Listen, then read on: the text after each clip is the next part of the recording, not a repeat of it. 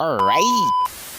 Ngano mangyud ni atong kinabuhi, mamana na lang ta ani. Sige ra tagpanarbaw, ibayad og utang, nasapian ang gobyerno. Kay lagi gasigig autodidak ang is-is o pilhe. Alright, what a wonderful good morning na to diyang tanan no. So paita mangyud kay ni nga style nga kinabuhi oy. Sige na lamang gyud ani, unsaon na lamang gyud nato niya atong mga gusto ani atong mga cravings sa atong life no.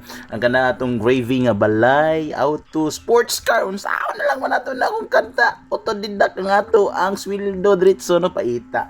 Pero sige lang ana mo gyud ano naamang gyud panahon nga ang kinabuhi sa tawo mura wag ligid ba usahay naa sa ubos, usahay na sa taas og nahilabay nga usa ka GT giant ticket biskot sa muka do.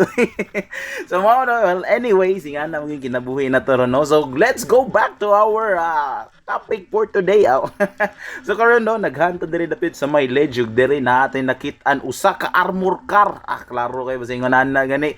Duolon na ug tuod gay. Tuyon. What? Pete diretso mura ba siya ka nag-ambushan ba. So mo to pagka-ambush na to sa atong armor car hinahinay na tagsaka no kay syempre safety first mo ginano nagid ibutang sa tong hunahuna na atong pagpamana kanang safety first.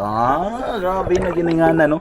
Anya syempre ato yung mga pinaka words of the day no kana ba kanang don't push your limit. Ana na no then diin to ta magkumpiyansa sa tong kaugalingon kay lagi ang panahon karon lisod jud kayo no.